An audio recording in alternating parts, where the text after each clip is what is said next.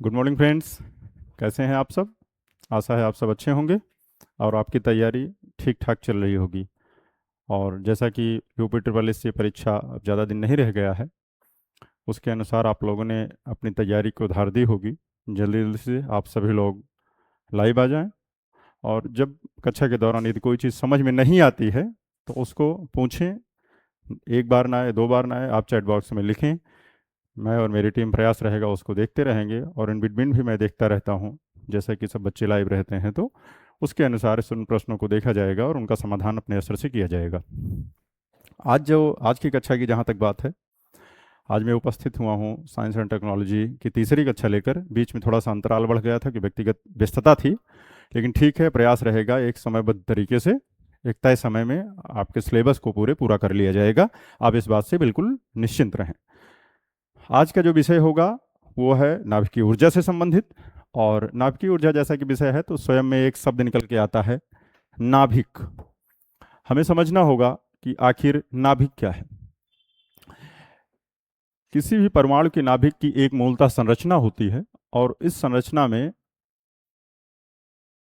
Proton और neutron की उपस्थिति होती है। बाहरी कक्षा में इलेक्ट्रॉन परिभ्रमण करते हैं, अर्थात हम देखें तो हमें सामान्यतः ये समझ आएगा कि मुख्यतः तीन तत्व सक्रिय अवस्था में होते हैं, जिसमें कि आप देखेंगे इलेक्ट्रॉन, दूसरा प्रोटॉन और तीसरा न्यूट्रॉन। ये चूंकि मोटी कलम होती हैं इसलिए थोड़ा सा लिखने में ठीक। इनमें आप देखेंगे तो प्रोटॉन और न्यूट्रॉन इस एरिया में विराजमान है, और इलेक्ट्रॉन अपनी कक्षाओं में चारों तरफ चक्कर लगाता रहता है। परमाणु ऊर्जा का जहां तक विषय है, परमाणु ऊर्जा इन परमाणुओं के रेडियो एक्टिव क्षय, रेडियो एक्टिव क्षय के कारण उत्पन्न होने वाले जो घटनाक्रम हैं उनके माध्यम से चर्चा में आई। और आप देखेंगे कि अब आपके मन में ये प्रश्न आएगा स्वाभाविक सा कि ये क्षय क्यों हो रहा है, अर्थात इस क्षय का कारण क्या है। क्षय का कारण है जो भारी नाभिक होते हैं, भारी नाभिक। स्वाभाविक है, हम आप जब भी एक कम संख्या में होते हैं तो वहाँ ज़्यादा स्थिरता होती है, और जब ज़्यादा कोई चीज़ हो जाती है किसी स्पेसिफाइड आयतन में तो वहाँ अस्थिरता बढ़ती है। अस्थिरता का कारण जो है वो इनमें आपस में एक दूसरे के बीच लगने वाला बल है। जब एक ही समान आयतन में ज़्यादा संख्या बल में उपस्थित हो जाते हैं प्रोटॉन और न्यूट्रॉन, अर्थात जिन्हें हम भारी नाभिक कह रहे थे, जो सामान्यतः 82 के क्रमांक से आप देखेंगे, जिसे लेड में प्रारंभ किया जाता है, आप देखेंगे तो इसके बाद के जो नाभिक हैं उनमें रेडियो एक्टिव विघटन की घटना सामान्यतः निरंतर तौर पर होती रहती है।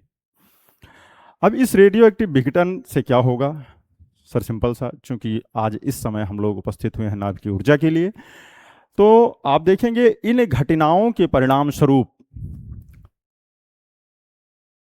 यह नाभिक जो भारी नाभिक है यह तब तक अपने से ऊर्जा क्षय करता रहेगा जब तक कि यह नाभिक अस्थायी अवस्था को प्राप्त नहीं हो जाएगा, अर्थात विघटित उत्पाद जो हल्के नाभिक के रूप में एक अस्थायी परमाणु के रूप में स्थिर हो जाते हैं, तब तक ये रेडियो एक्टिव क्षय की घटना होती रहती है।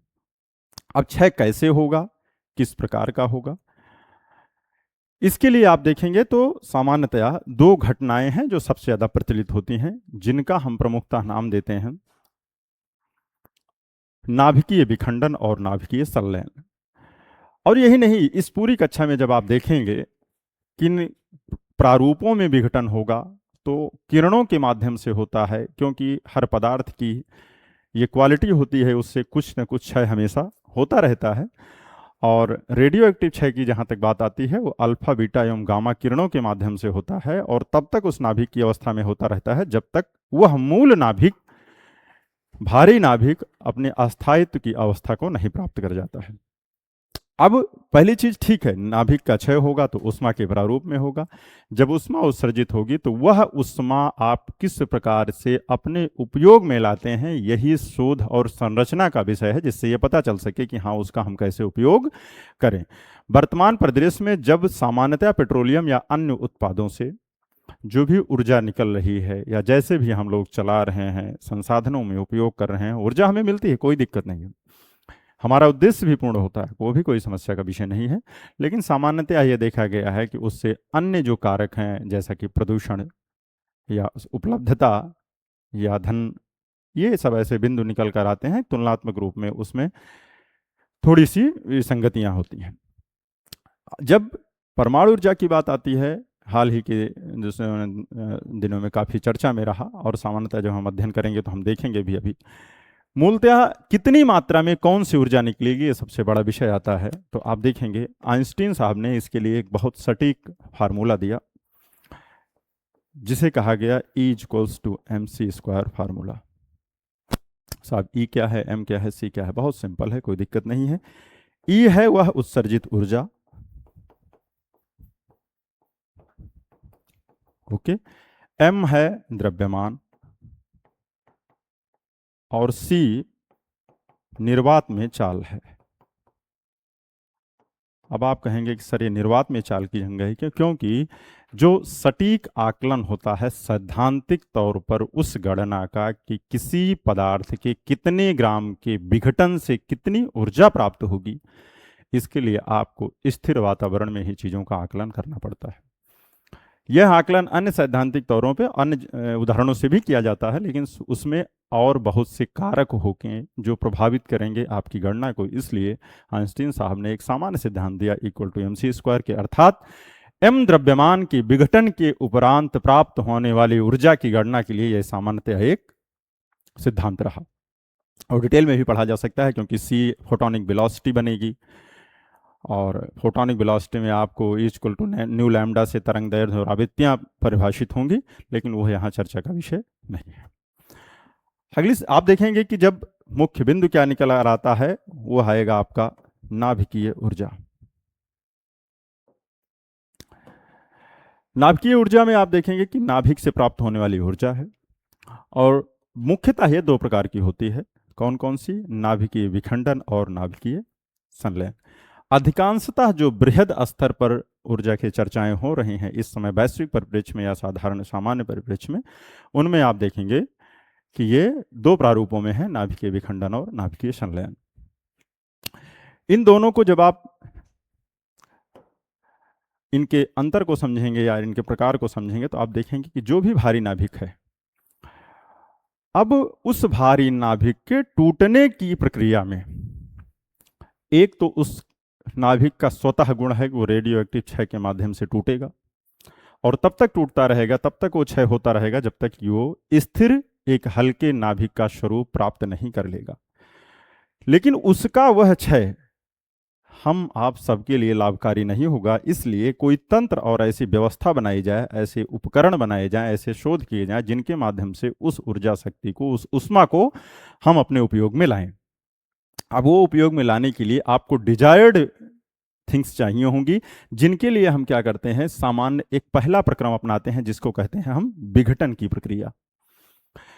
शब्द स्वयं में कह रहा है कि विघटन होगा। विघटन किसका होगा? भारी नाभिक का होगा। और इसमें जैसे एक उदाहरण जो सामान्यतः प्रचलित रहा, होते कई हैं, लेकिन फिर वही चीज है कि किसके शोध में कितनी अपेक्षित ऊर्जा प्राप्त होती है, हम उस पिंड के उदाहरण को लेके, उस अणु और उस परमाणु के उदाहरण को लेके समझते हैं। इस नाभिकीय विखंडन की परिभाषा में आप देखेंगे सामान्यतः एक परिभाषा जो आपको बहुत प्रचलन में आएगी। पहला क्या? 92 यूरेनियम 235 एक सामान्य नाभिक था यूरेनियम का। इस पर आपने क्या किया? बम्बार्डमेंट कराई। किसकी? न्यूट्रॉन्स की।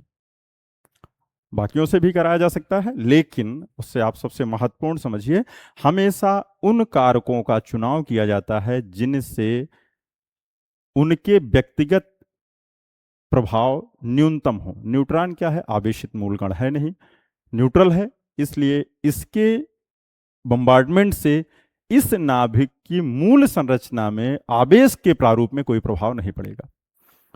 इसके उपरांत क्या होता है? इसके उपरांत आप देखेंगे इसका विघटन होता है छोटे परमाणु 56 बेरियम 141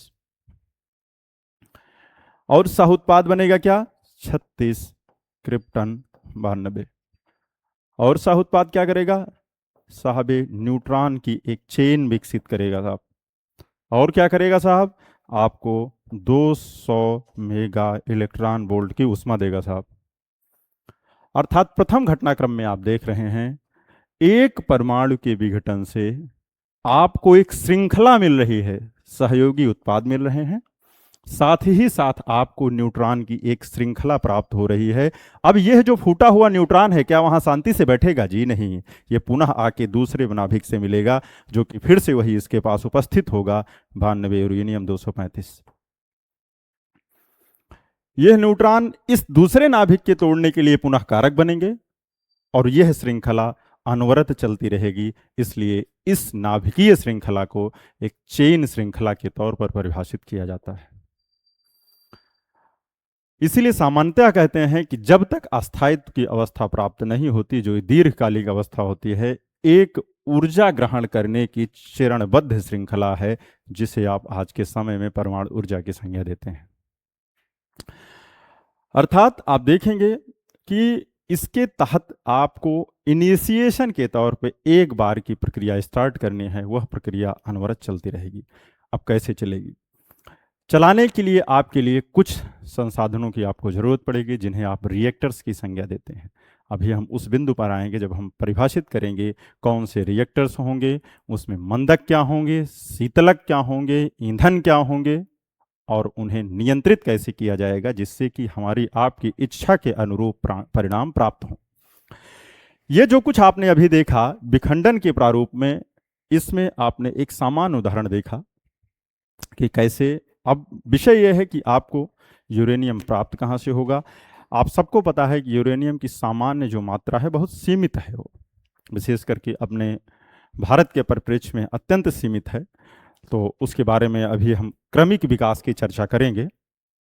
लेकिन अगले में आप देखते हैं नाभिकीय संलयन। नाभिक का दो ही मूल हो सकता है, या तो टूट जाए या तो जुड़ जाए। टूटने के क्रम को आपने विखंडन कहा, तो स्वाभाविक है जुड़ने के क्रम को आपको संलयन कहना ही होगा। अब संलयन में क्या होगा साहब? संलयन चर्चा में क्यों? देखिए, शोध के अनुसार जब क्रमिक विकास में वैज्ञानिकों ने पहुंचते हैं तो उन्होंने शोध के अनुरूप देखा कि यह घटना तो कहीं और भी हो रही है जो कि प्राकृतिक तौर पर हो रही है। वैज्ञानिकों ने देखा कि आज के परिदृश्य में जब हम देखते हैं सूर्य के पास अपार ऊर्जा का स्रोत जब देखा जाता है तो कहीं ना कहीं पीछे से निकल कर आता है कि वहां क्या नाभिकीय संलयन की घटना है जो उस ऊष्मा के लिए उत्तरदायी है।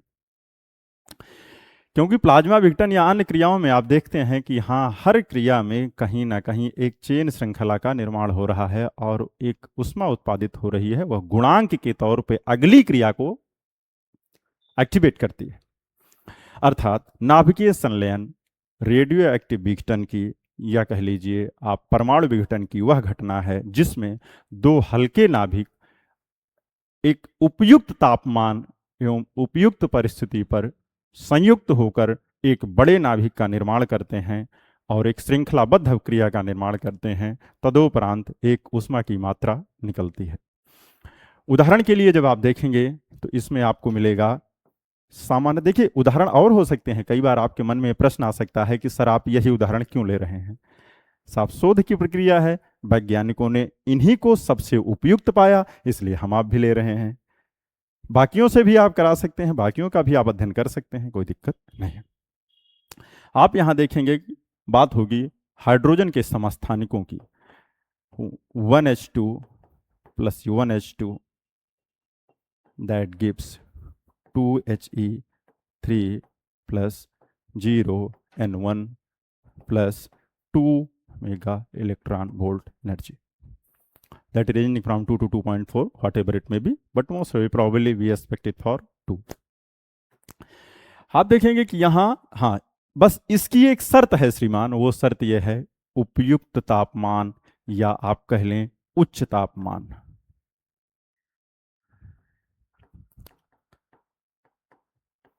जहां आपने यूरेनियम विघटन की क्रिया में न्यूट्रॉन्स के बम्बार्डमेंट से अपने अपेक्षित उत्पाद को प्राप्त किया, वहीं संलयन की क्रिया में आपके लिए तापमान आवश्यक होगा। क्यों? क्योंकि छोटे नाभिकों के विघटन के लिए छोटे नाभिकों को तोड़ के ही वो एक बड़ा नाभिक बन रहा है, क्रिया वहां भी हो रही है। संयोजन की क्रिया में स्वयं के बीच लगने वाले अंतर्जात बल को तोड़ना होगा, जिसके लिए आपको आवश्यक होगा एक निश्चित तापमान। इस क्रिया में आपको एक ऊर्जा की मात्रा निकल के आती है, तो आप कहेंगे कि सर यहाँ ये मात्रा तो काफी कम लग रही है, वहां वो मात्रा बहुत ज्यादा थी। जी बिल्कुल, आपका प्रश्न लाजमी सा है, लेकिन आप वहां देखिए, वहां आपने देखा कि यहाँ जो विघटन है उन परमाणु क्रमांक की एकाकी यूनिट की बात कर रहा है। तो जब उस गुणांक में आप इस प्रोटियम और ड्यूटीरियम की बात करेंगे, विशेष करके जब ड्यूटीरियम की, तो आप देखेंगे गुणांक में आपको मिलेगा कि नाभिकीय संलयन में निकलने वाली ऊर्जा नाभिकीय विखंडन में निकलने वाली ऊर्जा से कहीं अधिक है, जिसके विस्तृत उदाहरण के तौर पर सूर्य आपके सामने उपलब्ध है, जो कि निरंतर चरण श्रृंखला के तहत वो आपको ऊष्मा प्रदान कर रहा है।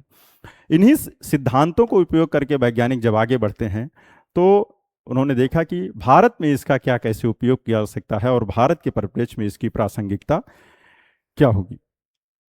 और ये निरंतर ये घटना सिर्फ सूक्ष्म द्रव्यमान और विशेष करके जब आप दोनों की अंतर कीजिए, चूंकि अभी आपने कक्षा में पढ़ा नाभिकीय विखंडन और नाभिकीय संलयन। विखंडन के लिए आपने देखा कि उच्च गति है, ऊर्जा की उच्च गति है, और संलयन में आपने विखंडन से अधिक ऊर्जा प्राप्त की। तो दोनों में अंतर क्या होगा, दोनों के प्रिंसिपल क्या होंगे, इन अधिक उत्सर्जित ऊर्जा के माध्यम से आप परमाणु बम के सिद्धांतों का अध्ययन करेंगे, और जो कि मूल कारक है कि हाँ परमाणु बम की संरचना कैसे होती है और उनका निर्माण कैसे होता है। विखंडन मूल रूप से कारक है परमाणु बम के लिए, उसके निर्माण के लिए, उसकी संरचना के लिए। और संलयन में जब उच्च घनत्व और उच्च ताप की उपलब्धता में नाभिकों के संलयन से ऊर्जा प्राप्त होती है, तो वह सामान्यतः एक सिद्धांत देता है हाइड्रोजन बम के लिए, या कह लें आप नाभिकीय ये सौर ऊर्जा के लिए। और लेकिन कुल ऊर्जा का आकलन जो आप करेंगे वो E=mc² सिद्धांत से ही करेंगे। अब सबसे बड़ी बात आती है कि विद्युत उत्पादन के लिए परमाणु ऊर्जा की जो ये गतिविधियां हैं, इसमें इस पूरे से अभी तक का योगदान जो देखा गया है लगभग 3% का योगदान है। 2032 तक इसको 3 गुना बढ़ाने की योजना चल रही है, और अनुमानित है जैसा जो कुछ भी रहेगा वो तो आप सबके सामने आएगा। भारत के परिप्रेक्ष्य में आप देखें तो चूंकि जनसंख्या ज़्यादा होने के कारण और उपलब्धता क्रूड ऑयल्स के कम होने के कारण हमारे लिए और ये प्रासंगिक हो जाता है कि हम अन्य ऊर्जा के वैकल्पिक स्रोतों की तलाश करें और उसके माध्यम से अपने उपभोग के लिए ऊर्जा को संरक्षित करें। भारत ने इसके संदर्भ में क्या किया, अपने यहाँ एक क्रम से त्रिस्तरीय 3 चरण में नाभिकीय ऊर्जा की संकल्पना को विकसित किया। इस तीनों चरण में आप देखेंगे कि ईंधन के प्रारूप को बदला गया, तकनीकी को दुरुस्त किया गया कि कम से कम दोहन से अधिक ऊर्जा की प्राप्ति हो। हमारे जहांगीर भाभा साहब का इसमें एक अनुकरणीय योगदान रहा। अब जब आप चरण की बात आती है कि किस चरण में किस हिसाब से ऊर्जा का कैसे क्या अवलोकन हुआ और कैसे क्या ऊर्जा किस मात्रा में निकली, आप देखेंगे तो इस पूरे परमाणु से अब सबसे बड़ी चीज दिमाग में जो आती है कि हाँ कैसे नाभिक से ऊर्जा की प्राप्ति होगी, घटनाएं घटित होंगी, लेकिन किसमें घटित होंगी और कैसे घटित होंगी। इसके लिए चरणबद्ध तरीके से भारत सरकार ने एक उपाय किया, जिसमें प्रथम चरण में जो किया गया, रिएक्टरों के माध्यम से ऊर्जा का निर्माण किया गया। अब प्रथम चरण में पहली चीज आप देखेंगे कि किस टाइप के रिएक्टर हैं। यहाँ एक संक्षिप्त परिभाषा मैंने सिर्फ ये समझने के लिए यहाँ पे लिखा हुआ है, आप देखेंगे PHWR ये क्या है, इसमें बिल्कुल आपको परेशान नहीं होना है। दैट स्पेसिफाइड है फॉर क्या है, pressurised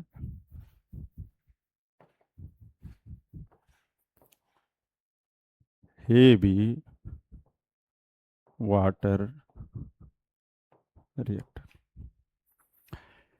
PHWR stand for pressurised heavy water reactor, जिसे दाबी आप कहते हैं। इसकी आवश्यकता क्या है? जो कुछ भी आपको, यह वो ढांचा है जिसके माध्यम से यूरेनियम विघटन के लिए आवश्यक कारकों को प्राप्त किया जाता है। इस रिएक्टर में सामान्यतः आप देखेंगे कि जो ईंधन है उसे यूरेनियम के तौर पर उपयोग किया जाएगा, जैसा कि आपने यहां लिखा है। प्राकृतिक यूरेनियम प्रारंभिक चरण था, स्वाभाविक, जो कुछ भी प्रकृति में उपलब्ध था उसके माध्यम से इस शोध को आगे बढ़ाया गया। दूसरे चरण में जैसे जैसे तकनीकी का उन्नयन हुआ, इसके उप उत्पाद से द्वितीय चरण प्रारंभ किया गया। बाकी और अभी अब आप डिटेल में पढ़ेंगे। और इसमें क्या हुआ कि अन्य, चूंकि क्रमिक विकास में गुणांक में यही उत्पाद बढ़ के इसके लिए अगली श्रृंखला में ईंधन का काम कर जाते हैं, जिससे श्रृंखला बढ़ती रहती है, ब्रीडिंग होती है। एक जो उपोत्पाद होता है वो ब्रीड करता है अगली जनरेशन के लिए, अगले स्टेप्स के लिए। तो पहला आप देखेंगे कि पहला PHWR pressurised heavy water reactor रहे। दूसरी घटना में आप देखेंगे कि आपको फास्ट ब्रीडर, स्वाभाविक है कि अब चूंकि गुणांक में ऊर्जा का उत्पादन होगा। और तीसरा, आते आते शोध इस हद तक पहुंचा, चूंकि भारत के पास इन चीज़ों की उपलब्धता बहुत सीमित थी, जादूगोड़ा या कुछ ही खाने हैं लिमिटेड संख्या में झारखंड उन क्षेत्रों में जहां से इनका उत्पादन किया जा सका। और उस उपलब्धता में आप देखेंगे कि एक एक करके जब हम अभी तीनों को पढ़ेंगे तो और विस्तृत में चीज़ें समझ में आएंगी। तीसरे में हम बढ़ते बढ़ते पहुंच जाते हैं कहाँ? थोरियम तक। और थोरियम प्रचुर मात्रा में हिंदुस्तान में, भारत में उपलब्ध है, जो कि मोनोजाइट बालू में ठीक ठाक मात्रा इसकी उपलब्धता मिलती है। और इसके माध्यम से अभी के चरण में हम शोधित तरीके से कार्य कर रहे हैं, लेकिन बाद में अभी तकनीकी उन्नयन इस हद तक चल रहा है कि सामान्यतः हम डायरेक्ट जनरेशन तक हासिल कर लेंगे। अब मुख्य उद्देश्य क्या था इस पूरे नाभिकीय ऊर्जा कार्यक्रम का? उद्देश्य क्या है कि ठीक कम से कम ईंधन के माध्यम से अधिक ऊर्जा की प्राप्ति करना। और हमारे लिए, हिंदुस्तान के लिए चरणबद्ध उन्नयन जो है वो इस हद तक है कि हम कैसे भी डायरेक्ट थोरियम से जनरेशन तक पहुंच जाएं। पहले चरण में आपने क्या किया? पहले चरण में आपको यूरेनियम से, किसके माध्यम से? प्रेशराइज्ड हेवी वाटर रिएक्टर के माध्यम से वह यूरेनियम जो प्राकृतिक रूप से उपलब्ध है उसको विखंडित करके यूरेनियम से प्लूटोनियम आपने प्राप्त किया। ऊर्जा वहां भी हासिल हुई आपको, और उसके ऊर्जा के साथ साथ आपको उप उत्पाद भी प्राप्त हुआ। उप उत्पाद आपका क्या था? प्लूटोनियम था। ओके। दूसरे चरण में प्लूटोनियम की सहायता से आपको अति सक्रिय यूरेनियम 233 का निर्माण। और तीसरे चरण में जिस उद्देश्य हेतु आप सब लगे हुए हैं, वैज्ञानिक शोध के माध्यम से जो लगे हुए हैं, थोरियम से डायरेक्ट ऊर्जा सुरक्षा की प्राप्ति और उसके माध्यम से अधिकांश ऊर्जा की प्राप्ति।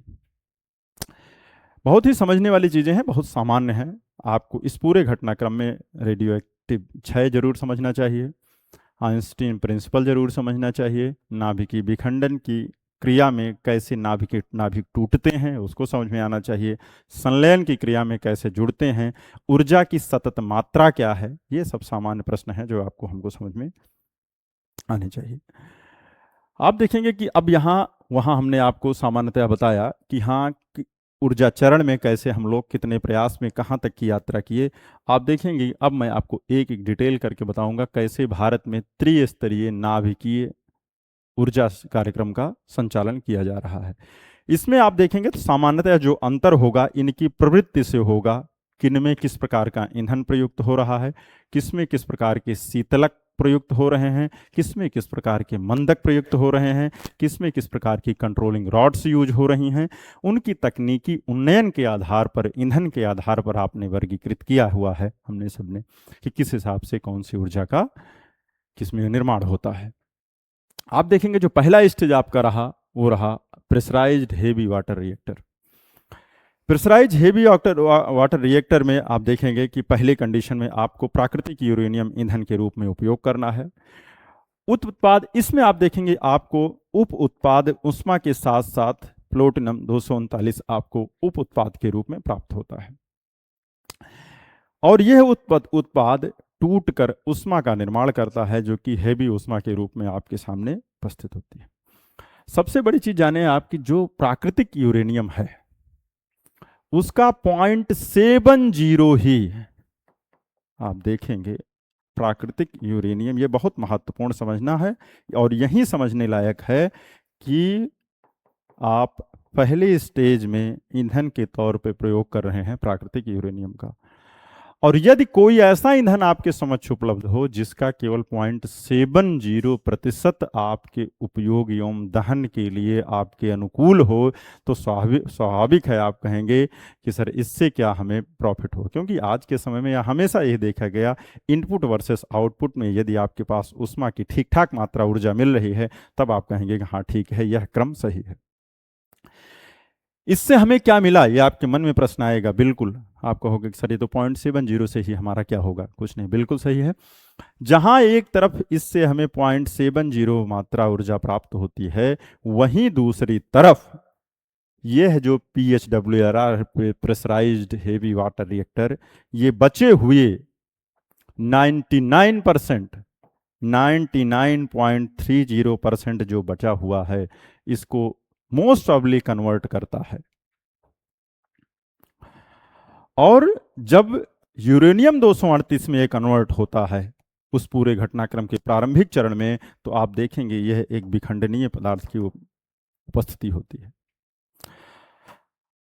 अब यदि यह जो है आप देखेंगे कि 0.70 तो आपका विखंडनीय था प्राकृतिक यूरेनियम में, लेकिन ये 99.30% 238 विखंडनीय नहीं था, लेकिन सामान्यतया।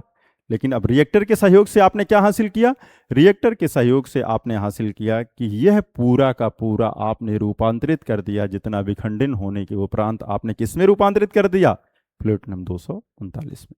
यह आपका पूर्ण रूपेण विखंडित होगा और सब उत्पाद के तौर पे यह द्वितीय चरण में आपके लिए ईंधन के रूप में प्रयुक्त होगा, जिससे एक मल्टीप्लिकेशन आपके लिए आसान होगा और आप ऊर्जा की एक श्रृंखला प्राप्त कर सकेंगे। अब इसीलिए पहले चरण में आप जब देखते हैं ये क्यों आवश्यक है, क्योंकि आपको इस पूरे क्रम में जब आप इसकी परमाणु सामान्यतः जब आप इसको परमाणु बम तक की यात्रा में देखेंगे तो विद्युत उत्पादन तो जो ठीक है आपका 3% से भी शुरू हो सकता है, लेकिन परमाणु बम की जो आपकी संभावनाएं हैं, विखंडन है, इसमें आपको यूरेनियम की इनरिचमेंट को 20% 22 से बढ़ा के 90% तक हासिल करनी होती है।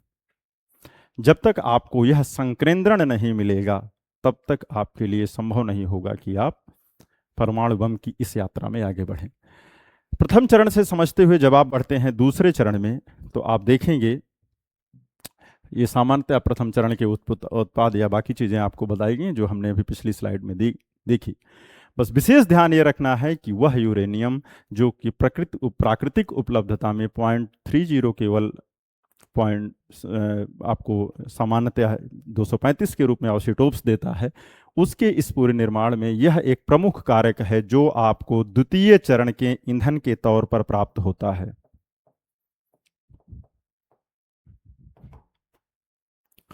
ओके, नाउ बढ़ते अगले क्रम में आप पहुंचते हैं द्वितीय चरण में क्या है।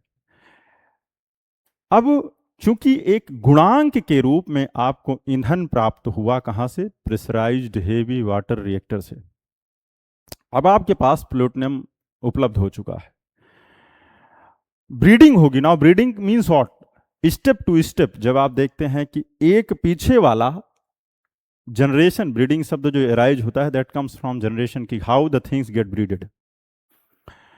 पहले चरण में प्राप्त जो प्लूटोनियम है, क्या एक नाभिकीय घटना में, एक रिएक्टर में एक बार वो घटना घट के बंद हो गई? जी नहीं, every first stage is providing a breeding for second stage. Every first atom is providing a breeding for second atom, generally providing a ईंधन for second atom. जस्ट की तो इससे क्या होगा, एक सतत श्रृंखला बनेगी. क्या बनेगी? एक सतत श्रृंखला बनेगी. किसकी? ऊर्जा संरक्षण की. स्वाभाविक है. तो the name fast breeder reactor क्या है आपका?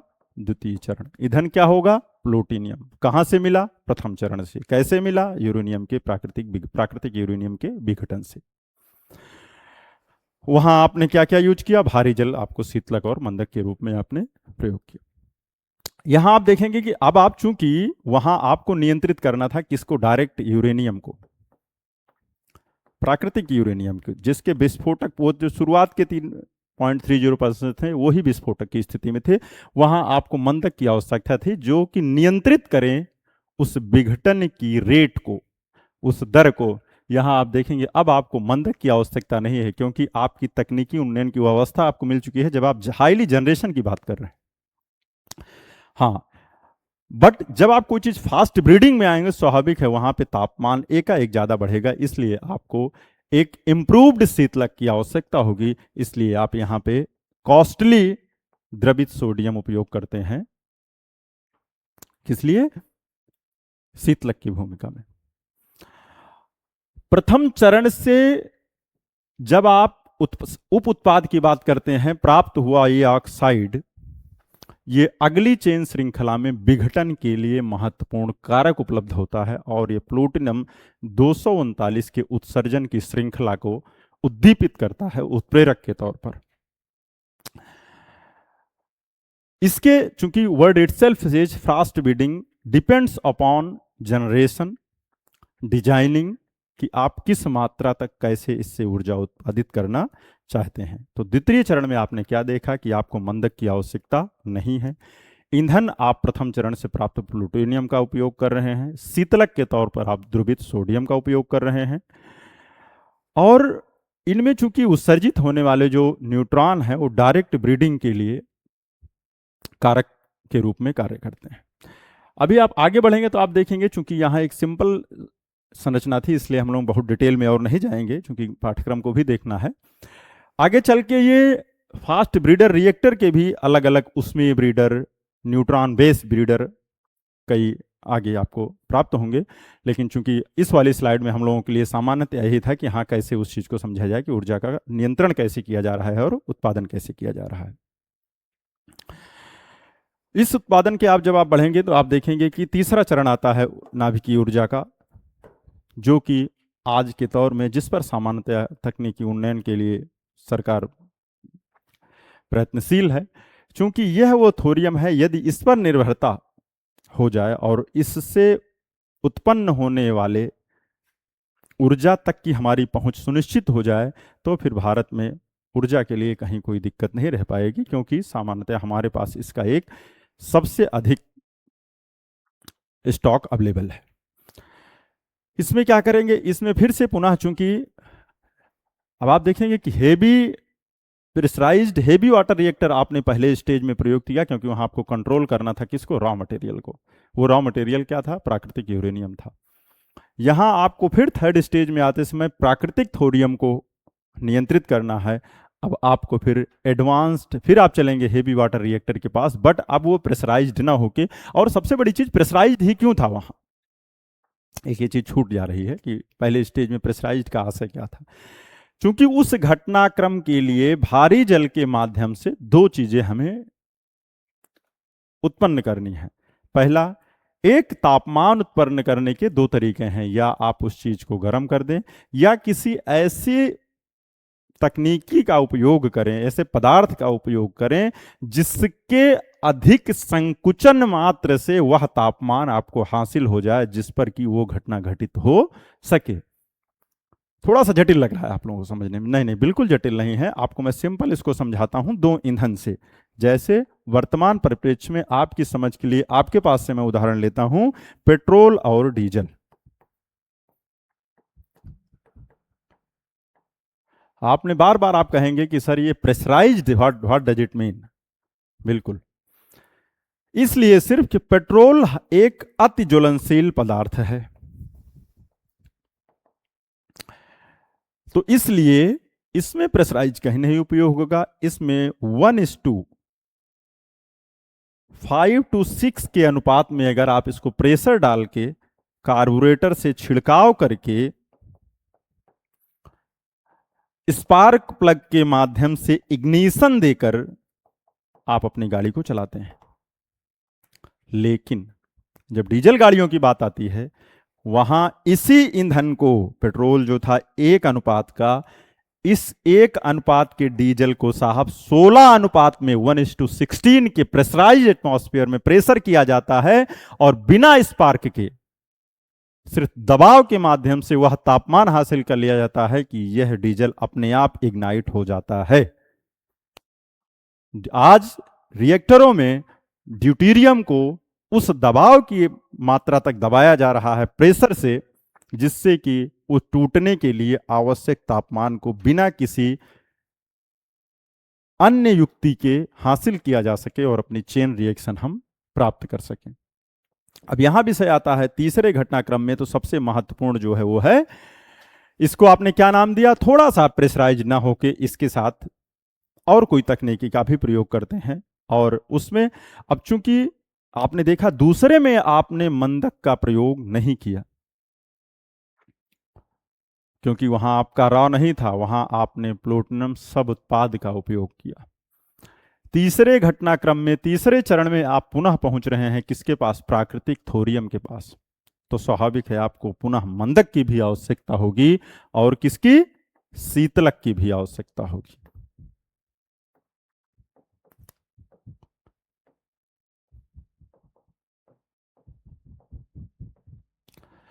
अब चूंकि that is named as advanced, so दोनों चीजें भी डिफरेंट होनी चाहिए। मंदक की भूमिका भी यहां पे आपका लाइट वाटर है, और शीतलक की भूमिका में आपका improved heavy water still continuing. अब आप सोचेंगे सर इसको क्यों लेते हैं, क्या ये बहुत सस्ता है? जी नहीं, हेवी वाटर वैसे भी महंगा है, लेकिन ठीक है, आपको ऊर्जा के चरण पे आनुपातिक उत्सर्जन की बात है तो स्वाभाविक है ये चीज रहेगा। और शुरुआत में इसकी शुरुआत जो होती है नॉर्मली सब उत्पाद, जो तृतीय उत्पाद आपका और यूरेनियम 232 व 233 जो आपको उप उत्पाद के तौर पे प्राप्त होता है, ये देखिए ये आपको मिल रहा है द्वितीय चरण से। इसको सामान्य प्रारंभिक प्रक्रिया, अभी तक जो जनरेशन का क्रम चल रहा है तकनीकी उन्नयन के माध्यम से, वहां पहले स्टेज में आपको ईंधन के तौर पर यूरेनियम 232, तीसरे चरण में जब आप देखते हैं तो आप देखते हैं कि हाँ 232 233 से इग्निशन करके आप डायरेक्ट थोरियम से, जो आपके पास प्राकृतिक थोरियम है, उससे सामान्यतया अभी तक की प्लानिंग में 10 गीगावाट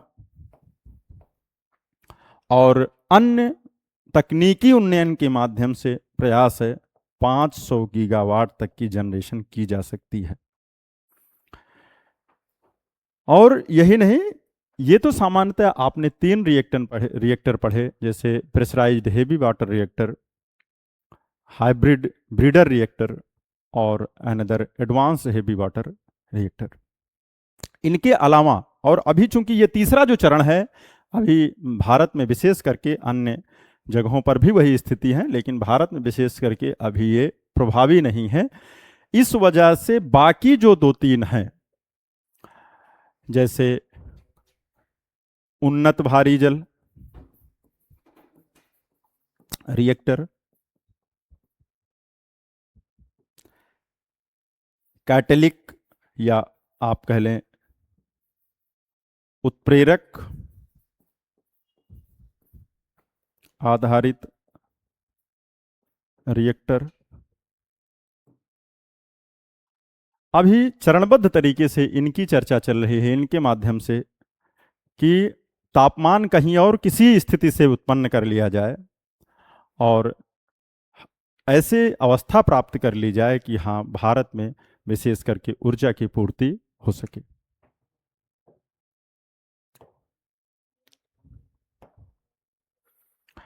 अब यदि थोरियम की यह अवस्था हम लोग हासिल कर लेते हैं तो आप कहेंगे कि विशाल थोरियम भंडार जो भारत के पास टन्स, थाउजेंड्स ऑफ टन्स है, उससे आप दीर्घकालिक ऊर्जा सुरक्षा को प्राप्त कर सकते हैं। इससे आपको क्या हासिल हुआ? सबसे पहली चीज आपके मन में प्रश्न आएगा कि सर इससे हमें हासिल क्या हुआ। पहले चरण में आपने प्रेशराइज्ड हेवी वाटर से लगभग 10 गीगावाट की क्षमता का सृजन किया। दूसरे चरण में फास्ट ब्रीडिंग के माध्यम से आपने 500 गीगावाट तक की क्षमता का सृजन किया। और तीसरे चरण में एक शोध का कार्य चल रहा है, जबकि डायरेक्ट प्राकृतिक थोरियम को ईंधन के तौर पर प्रयुक्त किया जा सके। थोड़ा सा अभी ये विकास के चरण में है। इसी के साथ साथ मैंने आपको बताया कि अन्य एडवांस्ड एंड उत्प्रेरक आधारित रिएक्टर,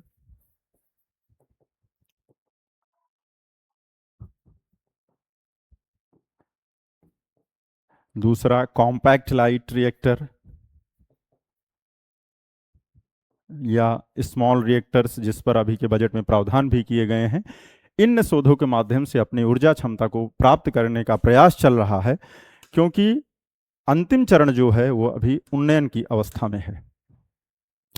जहां उपलब्धता की बात आती है, आप उपलब्धता देखेंगे कि भारत में पर्याप्त मात्रा में थोरियम की उपलब्धता है। राज्यों के क्रम को आप देखेंगे तो आंध्र प्रदेश, तमिलनाडु, उड़ीसा, केरल, पश्चिम बंगाल, झारखंड, ये लगभग सभी देश मोनोजाइट बालू से उपस्थित है यहाँ। अगले आप देखेंगे कि हाँ, थोरियम और यूरेनियम में अंतर क्या है और इन दोनों ईंधनों को हम किस प्रकार से और क्यों प्रयोग करते हैं। थोरियम उपलब्धता सबसे बड़ी चीज है, लागत कम करने के लिए एक महत्वपूर्ण कारक है उपलब्धता। प्रति टन ऊर्जा उत्पादन, रेडियोधर्मी, चूंकि प्रकृति में उपलब्धता वाली चीजें हैं तो रेडियो एक्टिव क्षय कम है, तो स्वाभाविक है उसके अपशिष्ट कम होंगे। अपशिष्ट कम होंगे तो प्रकृति या अन्य व्यक्ति, मानव पर पड़ने वाला प्रभाव कम होगा और पर्यावरण की दृष्टि से ज्यादा सुरक्षित माना जाता है। अन्य उपयोग में ट्यूब फिलामेंट, माइक्रोवेव ओवन, मैग्नेट्रॉन्स या औद्योगिक अनुप्रयोग आपके समक्ष हैं। इन दोनों में विखंडन और संलयन में अंतर जो है वो दोनों चीजें हमने अभी आपको बताई, किसमें ताप की कैसे उपलब्धता है, कब घनत्व की उपलब्धता है। जब रिएक्टर की पूरे इस घटनाक्रम में उष्मा प्राप्त कैसे होती है, जब आप इसकी बात करते हैं तो आप देखेंगे जो रिएक्टर से प्राप्त होने वाली उष्मा है उसको तकनीकी माध्यम से नियंत्रित। कई बार आपके मन में प्रश्न आएगा कि सर आप रिएक्टर की बात कर रहे हैं, रिएक्टर से ऊर्जा कैसे मिल गई? बिल्कुल सही। जैसे आपने सामान्यतः देखा होगा कि प्राप्त होने वाली उष्मा जो है, उष्मा को केंद्रित करके उसके माध्यम से एक पावर जनरेट की जाती है और वह टरबाइन को चलाने के लिए आवश्यक होती है। जब वह भाप, उष्मा से जो भाप सृजित हुई वो उस टरबाइन के ऊपर पड़ती है तो टरबाइन चलता है। टरबाइन जब जनरेटर्स के बीच से मैग्नेट्रॉन्स में मूव करता है तो Faraday principle of law of electricity से वहां पर विद्युत जनरेट होती है और उसके माध्यम से उसका उपयोग किया जाता है उस सर्जन में। तीनों चीजों में आपने देखा कि कैसे क्या किसमें उपयुक्त हुआ। अब फास्ट ब्रीडर में आपने देखा कि तुलनात्मक रूप में कम रेडियो एक्टिव अपशिष्ट निकले, ईंधन का पुनः उपयोग किया जा सकता है। एक अन्य उसमें आपने देखा कि हाल ही में एक fast breeder, prototype fast breeder reactors की स्थापना की गई कलपक्कम तमिलनाडु में, जिसमें 500 मेगावाट सोडियम शीतित रिएक्टर की संकल्पना और उसका निर्माण चल रहा है। सबसे महत्वपूर्ण बात आती है कि जब ये इन रिएक्टर्स की इस पूरे परिचालन में कौन कौन से ऐसे इनके पार्ट्स हैं जो महत्वपूर्ण हैं और जिनके बारे में हमको आपको समझना चाहिए। पहली चीज आप देखेंगे ईंधन। किसी रिएक्टर के लिए ईंधन सबसे महत्वपूर्ण बिंदु है कि हाँ उसमें ईंधन कौन सा प्रयुक्त किया जा रहा है, किस चरण में है, कैसा है। दूसरा मंदक। मंदक क्या होते हैं? मंदक उस रिएक्शंस की रेट को नियंत्रित करते हैं कि वो कम रखनी है, कम करनी है, ज़्यादा करनी है या कैसे। और उनको नियंत्रण करने के लिए नियंत्रक रॉड्स होती हैं, जिसमें सामान्यतया कैडमियम या बोरॉन, इनकी रॉड्स का उपयोग किया जाता है। इसमें आप देखेंगे कैडमियम या बोरॉन रॉड्स होती हैं। शीतलक में आपने अभी देखा कि हेवी वाटर या liquid sodium based on requirement. Okay. Apart from this, शोध, इन माध्यमों में शोध, अभी हाल ही में एक घटनाक्रम हुआ। रूस में पहला फ्लोटिंग वाटर न्यूक्लियर प्लांट बना और भारत के प्रिय मित्र रूस ने इस तकनीकी को हस्तांतरित करने के लिए भी भारत सरकार को प्रस्ताव दिया हुआ है। ये सामान्यतः आप जो अभी मैंने आपको बताया कि किसका क्या उपयोग है, उन्हें ईंधन का आशय ज्वलनशीलता के उपरांत ऊष्मा प्राप्त करने से। मंदक न्यूट्रॉन की गतियों को नियंत्रित करेगा। नियंत्रित छड़ें जो मैंने आपको बताई कैडमियम या बोरॉन की रॉड्स हैं। और शीतलक उसमें गर्मी के प्रभाव को कम करता है, जैसे हेवी वाटर या लिक्विड सोडियम। सामान्यतः अगर भारत के परिप्रेक्ष्य में बात करें तो अभी तक 22 रिएक्टर संचालित हैं और इस 22 में अगर आप देखें तो 18 कौन से हैं? Pressurised heavy water reactors. बचे हुए 4 जो हैं LSWS हैं, वो लाइट वेट वाटर रिएक्टर्स हैं। इन सब के बीच जब ये चीजें शोध के क्रम में आगे बढ़ती हैं तो एक नए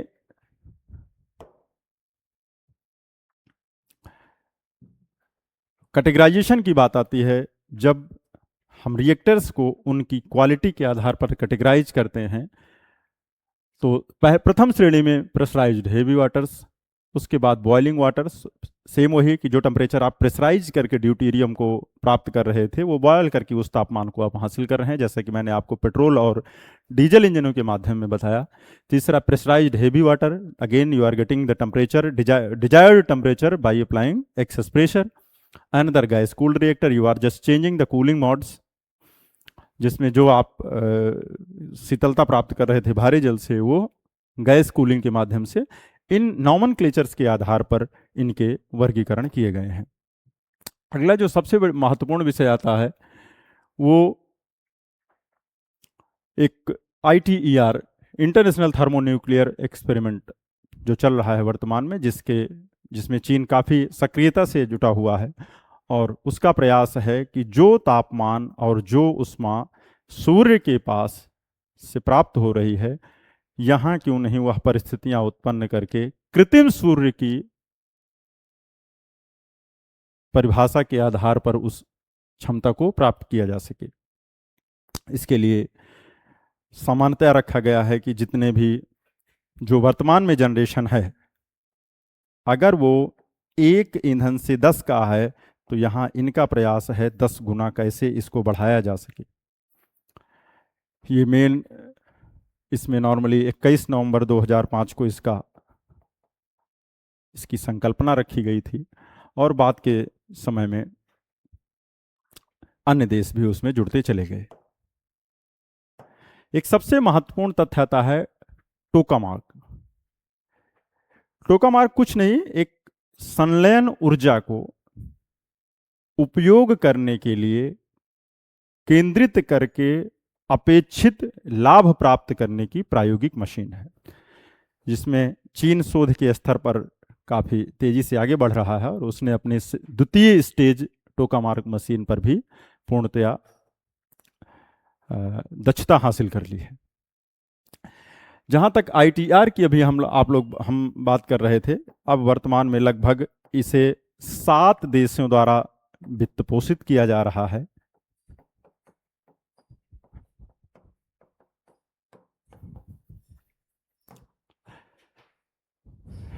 जिसमें अपना प्यारा देश भारत भी है। और इसका उद्देश्य है कृत्रिम सूर्य का जो तापमान आपके संलयन के उपरांत प्राप्त हो रहा है उसको कैसे हासिल किया जा सके। ये प्रायोगिक परियोजनाएं हैं जो चीन में, जैसा कि अभी मैंने आपको बताया। भारत आईटीआर में क्या योगदान दे रहा है? पहली चीज 10% फंडिंग के बेस पे योगदान है। दूसरा, अवयवों का जो छोटे छोटे पुर्जे हैं, कल पुर्जों का निर्माण भारतीय उद्योगों द्वारा किया जा रहा है। कूलिंग सिस्टम, जो कि क्रायोजेनिक परियोजना भारत की काफ़ी हद तक चल रही है, उसके माध्यम से तकनीकी भागीदारी की अपनी भूमिका भारत देश इसमें निभा रहा है। भारत में नाभिकीय संलयन से संबंधित कुछ शोध संस्थान हैं जो कि नाभिकीय ऊर्जाओं, जिसमें बार्क भी सहभागी है। ये संस्थान सहभागी संस्थान के तौर पर भूमिका निभा रहे हैं, जिसमें कैसे आईटीआर योजना के तहत कृत्रिम सूर्य के तापमान को हासिल किया जा सके। एक मोस्ट इंपॉर्टेंट थिंग्स है जो सबसे, कि इसमें उपयोग क्या है इन चीजों का, जो अभी हम आप चर्चा करते हैं, इसका उपयोग क्या है। कृषि में भी नाभिकीय ऊर्जा या उससे प्राप्त उत्पादों का उपयोग है, जिसमें आपको कृत्रिम बीजों के माध्यम से जो टेस्टेड सीड्स दिए जाते हैं उनसे उच्च उत्पादन प्राप्त किया जा सकता है, खरपतवार नहीं रहेंगे। दूसरा, पर्यावरण के क्षेत्र में जो डेट कार्य, जैसे अभी तक हम लोग उन्नयन की बात करते थे, जैसे क्षय किस अनुपात में हुआ पर्यावरण का क्षय, इन गणनाओं के लिए आपको न्यूक्लियर टेक्नोलॉजी के माध्यम से कीट नियंत्रण, टेस्टेड सीड्स के माध्यम से कीटों पर नियंत्रण किया जा रहा है, जिसमें भारत सरकार की भी अग्रणी भूमिका है। आगे के क्रम में आप देखेंगे तो अन्य कुछ खाद्य संरक्षण में, विद्युत उत्पाद में, ऐसे एमआरआईज में, जिसमें कि न्यूक्लियर प्रोटोकॉल्स का उपयोग हो रहा है। एक सबसे महत्वपूर्ण बिंदु आता है नाभिकीय शीतकाल, जो कि चर्चा में काफी रहा। नाभिकीय शीतकाल का आशय है जब कभी ऐसे घटनाक्रमों में कि युद्ध के उपरांत उससे उत्सर्जित होने वाले, युद्ध की विभीषिका के उपरांत उससे उत्सर्जित होने वाला जो पोल्यूशन है, उससे उत्सर्जित होने वाले जो रेडियो एक्टिव पार्टिकल्स हैं, मॉलिक्यूल्स हैं, वो वातावरण को इस हद तक घेर लेते हैं कि आपको उष्मा की मात्रा सूर्य की पृथ्वी पर प्राप्त नहीं होती। और वो साइक्लिक क्रम इस एक निरंतरता को धारण करता है कि जब तापमान की मात्रा नहीं प्राप्त होती है, जब उष्मा की मात्रा सूर्य की नहीं प्राप्त होती है, तो एक शीतकाल बन जाता है। उस घटना के उपरांत उपजी हुई स्थितियों को आप कहते हैं कि नाभिकीय शीतकाल का समय है। अन्य योजनाओं में एटम्स फॉर फूड या न्यूक्लियर एनर्जी के लिए अन्य प्रावधान, ये विशेष करके एफएओ और इंटरनेशनल एटॉमिक एनर्जी एजेंसी की पहल है, जिसमें विशेष करके भूखमरी को देखते हुए एक परिसंस्कृत जो सीड्स हैं उनका उपयोग किया जा रहा है कि कैसे ज़्यादा से ज़्यादा इन तकनीकियों के माध्यम से भूखमरी को मिटाया जा सके और ऐसे ऐसे सीड्स का निर्माण किया जा सके जिसके प्रति एकाकी क्षेत्रफल में जो उत्पादन है वो ज़्यादा से ज़्यादा हो और सामान्यतया फूड्स की अवेलेबिलिटी पहुंचाई जा सके और निर्धनों तक इन चीज़ों को सुलभ कराया जा सके। विशेष करके लगभग जितने टॉपिक थे हम लोगों ने कवर किए।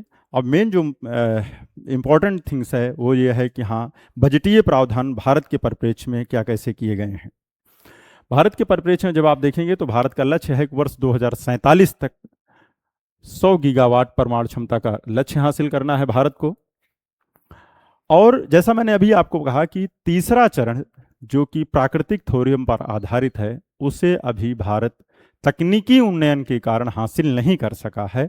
तो भारत सरकार की योजना है कि जो इम्प्रूव्ड, जैसा अभी मैंने आपको 3 कारक बताए थे, उत्प्रेरक आधारित, स्मॉल मॉडुलर आधारित, ऐसे रिएक्टरों का निर्माण किया जाए जो जो कॉम्पैक्ट फॉर्म में हो और ज़्यादा से ज़्यादा लोगों तक पहुंच सुनिश्चित हो सके उनसे होने वाली ऊर्जा उत्सर्जन से, और उस ऊर्जा के माध्यम से लोगों को ज़्यादा से ज़्यादा लाभान्वित किया सके, क्योंकि भारत के लिए क्रूड ऑयल की उपलब्धता न होने के कारण ऊर्जा उपलब्धता एक बहुत बड़ा मुद्दा बना हुआ है।